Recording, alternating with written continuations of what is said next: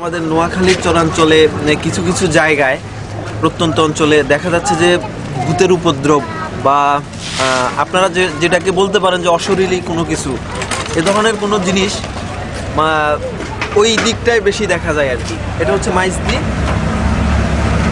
তো আমরা কিছুক্ষণ পরে 3 জন ফ্রেন্ড মোটরসাইকেলে করে রওনা হবো।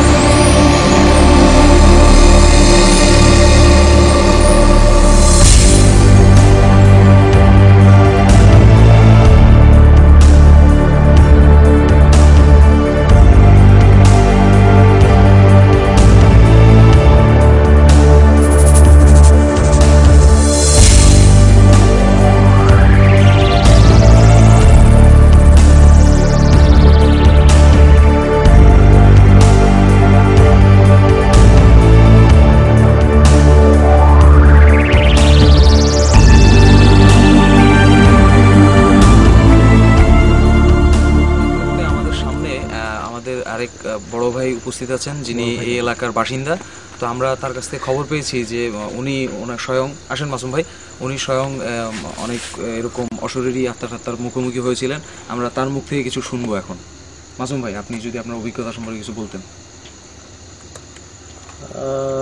আসলে আমরা তো খুব কাছাকাছি চলে এসেছি, তো আমি চাচ্ছি যে মুখে কিছু না বলে সরাসরি আপনাদেরকে ওই জায়গায় নিয়ে যেতে, যেখানে আপনারা দেখতে পাবেন অনেক কিছু হয়তো। Thank you. শুধু দর্শক, তাহলে চলুন আমরা কথা না বাড়ি আমরা আস্তে আস্তে সেই জায়গাটায় চলে যাই, দেখি যদি আমাদের কপালে কিছু থাকে, আমাদের ভাগ্যে যদি কিছু থাকে, আমরা ওরকম কিছু দেখতে পাবো ইনশাল্লাহ। আমরা এখন আসলাম একটা স্কুলের সামনে, অনেক পুরাতন একটা স্কুল।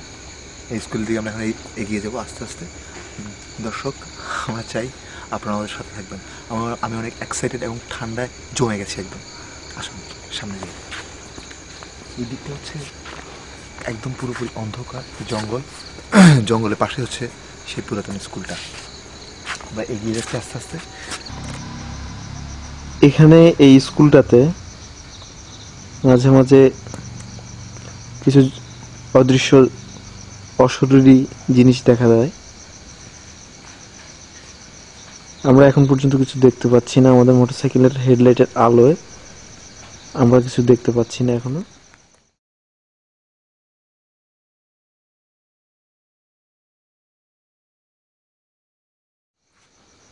সাবধানে। কি ব্যাপারটা কি? তোর তোর তোর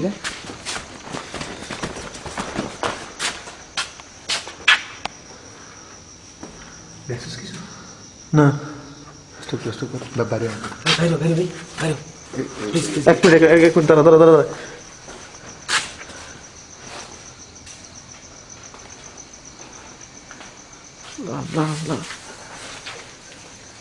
শিবু